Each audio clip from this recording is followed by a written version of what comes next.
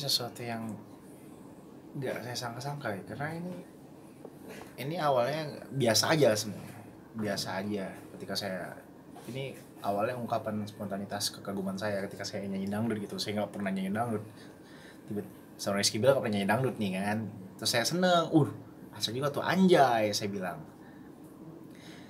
Nyantai udah, orang-orang pada seneng, seru gitu kan, viral. Lalu ada satu orang yang kayak ya menggoreng-goreng lah, kata Anjay nih, menggoreng-goreng dengan alasan mengedukasi segala macam, berusaha mengedukasi orang. Maksud saya kalau dia emang pengen mengedukasi orang, harusnya dia mengedukasi saya dulu langsung gitu, nggak usah ke media, edukasi saya dulu langsung dan tunjukin di kamus besar bahasa Indonesia apa ada nggak arti kata anjay gitu. Nggak ada, saya juga cek di KBBI itu nggak ada arti kata anjay. Itu tuh cuma slang, cuma kayak suatu apa ya, kayak kata gaul gitu, kata gaul yang akhirnya dibesar-besarkan, rame sampai ke lembaga instansi pemerintahan gitu ya. Tapi saat ini, sejauh ini saya belum ada dapat teguran apapun gitu. Ya udah, saya los aja gitu, santai aja gitu. Iya, itu kan termasuk perspektif masing-masing ya, sudut pandang masing-masing. Dan saya tujuannya juga nggak ada niat untuk maaf memaki gitu kan. Dan setahu saya dari dulu saya lahir sampai usia saya sekarang gitu, belum pernah ada orang memaki, marah-marahin orang dengan kata, "Weh, anjay lu." Belum ada. Sebenarnya itu belum ada. Dan nggak bakal takut juga sih orang kalau dimaki dengan kata kayak gitu. Saya kalau misalkan ada orang di jalan nggak kenal sama saya, terus bilang, Bilar, anjay lu, saya malah ketawa, nyengir saya, nggak tersinggung sama sekali saya. Ini ya saya nganggap kayak ya udahlah, ya mungkin dia ingin ya berusaha menggoreng-goreng lah gitu.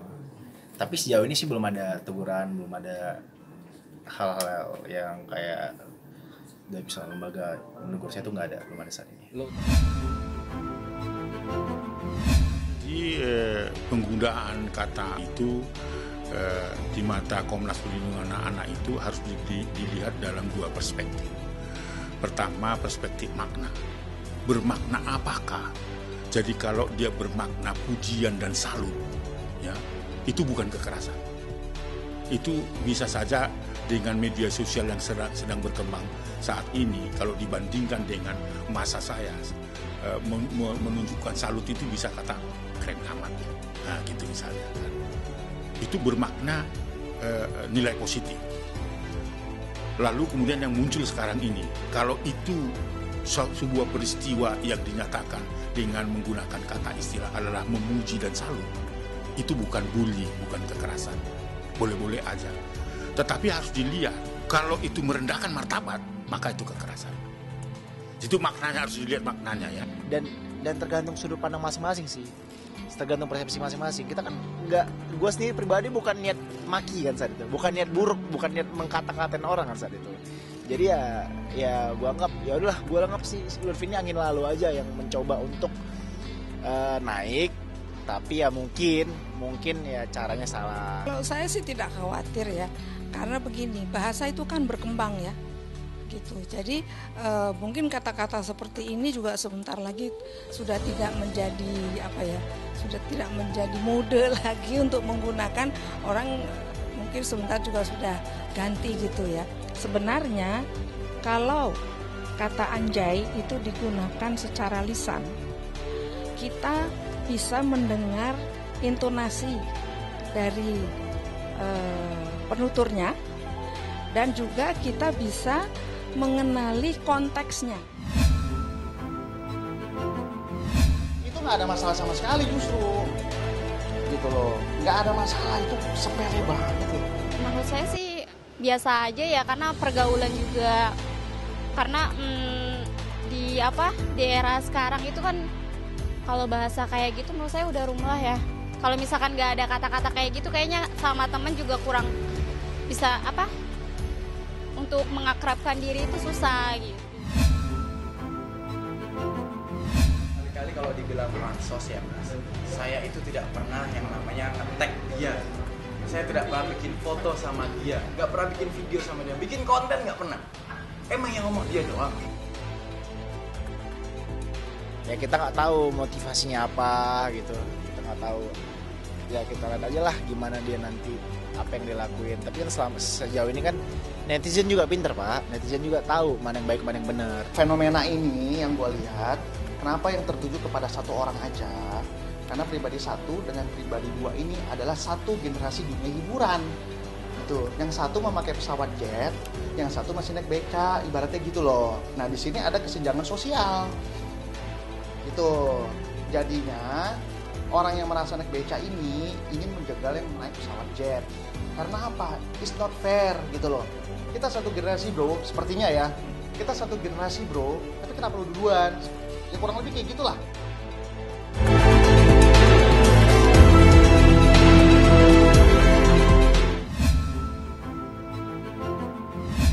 Tahu kalau pisang goreng aku dulu aku hanya menangis, tapi aku tetap percaya, aku kayak Cinderella, aku tetap percaya suatu hari nanti pasti Tuhan angkat lagi hidup aku nggak dikata-katain.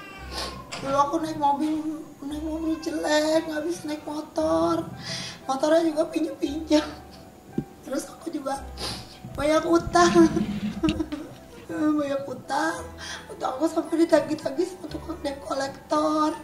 Sampai aku takut, terus aku juga berdoa, terus aku mau makan juga mesti korek-korek recehan, mesti aku mau makan, terus aku juga yang tadi aku keluar negeri kemana, aku traktir temen aku, mobil aku angkat banyak tuh, jadi artis, rumah aku kaya, aku traktir orang kalau belum habis uangnya aku nggak mau pulang, aku traktir. Tapi sekarang dulu maksudnya 5 tahun lalu demi melunasi utang aku, demi aku menafkahi 5 orang anak aku mesti jalan naik motor, pinjaman, terus warung-warung, seorang pisang mambo, naik motor aku jalan pisang 1 pisang 2.000 3.000, untungnya tuh 500 ribu, aku gak punya modal. Untuk aku bilang sama Tuhan andai aku punya uang 100.000 aku bisa jual pisang lebih banyak lagi, tapi aku gak punya modalnya. Aku buat pisang aja, tiba-tiba tetangga aku dari sebelah kasih aku terigu, aku gak punya nasi, aku sampai korek-korekin recehan, aku bingung nanti lauknya datang aku mesen nasinya gimana gitu. Habis itu aku akhirnya ya udah sampai aku pokoknya sedih banget deh, Kak. Dulu aku mau lahiran juga aku gak punya uang banget, sakitnya tuh di sini gitu. Terus belum lagi dihujat, maksudnya di kadang-kadang halayak umum kata-katain gitu. Sejak pingkan ke Amerika pulang ke sini jadi miskin, jadi ini jadi itu, ya aku dengar gitu. Tapi terus titik terendahnya aku punya utang banyak Kak, sampai hari ini udah lunas semuanya, ya Tuhan baik. Nggak ada yang nolongin, itu titik terendah aku. Nggak ada yang nolongin, disiksa. Pernah juga aku dipukul, aku takut sama tukang tagih gitu. Ini bisa kebayar nggak ya dari pisang doang, aku bilang gitu. Tapi gara-gara dari pisang itu, dari sop itu aku tekunin aja gitu. Tiba-tiba ada orang yang datang ke sini beli pisang aku, terus dibayarnya tuh orangnya bayarnya itu dikasih amplop, itu bayarnya tuh 3 juta gitu. Jadi sofanya tuh lunas gitu. Aku cuma pengen lepas dari utang. Terus makanya kalau teman-teman cuma punya utang berapa, tanya gue gitu. Gue ngalamin semua itu. Dan ada yang nolong nggak ada. Dan gue ngebayar utang gue itu semuanya dengan apa? Pisang goreng. Ya, proses persalinannya cukup lancar. Ya, kita harus ambil tindakan sesar karena memang sudah di planning dari awal. Itu juga kaitannya sama kondisinya Usi. Kenapa kita pilih sesar kan pertimbangannya karena satu usia Usi udah masuk usia 40. Pasti resiko yang dihadapi lebih besar daripada kehamilan-kehamilan sebelumnya. Ya kita lebih preventif lah gitu. Happy dong, happy banget. Sebenarnya laki-laki atau perempuan sama aja, cuman memang ini seakan-akan jadi kabar gembira bagi keluarga kita karena sebelumnya kan kita anaknya perempuan semua.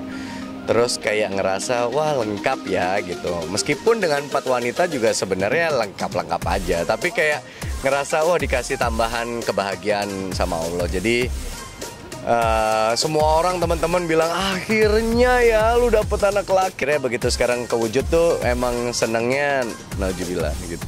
Sakalingga Ibra Pratama.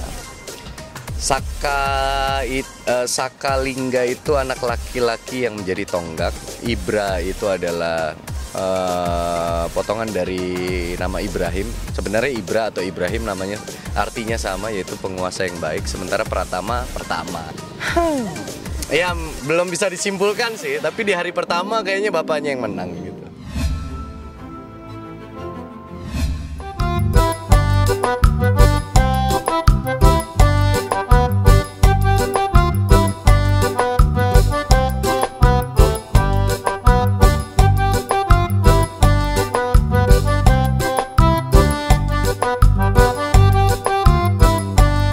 Mestinya sih sudah sangat siap.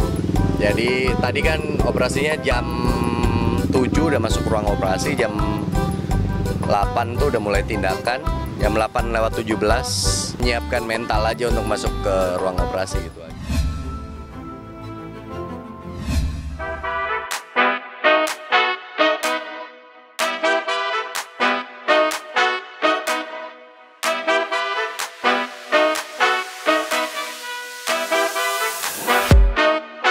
Konsultasi sama dokter, mana ya bagusnya. Dokter sih bilang kalau mau normal, monggo-monggo aja. Tapi kita nggak bisa kasih bantuan suntikan ILA untuk mengurangi rasa sakitnya.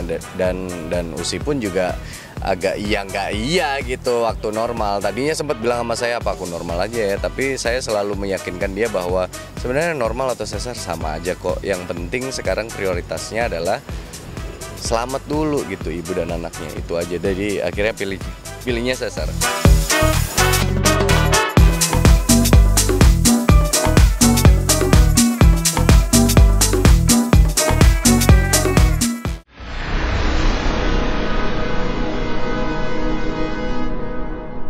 Jadi jangan lupa untuk subscribe Cumi Cumi. Ditekan ya tombol lonceng merahnya.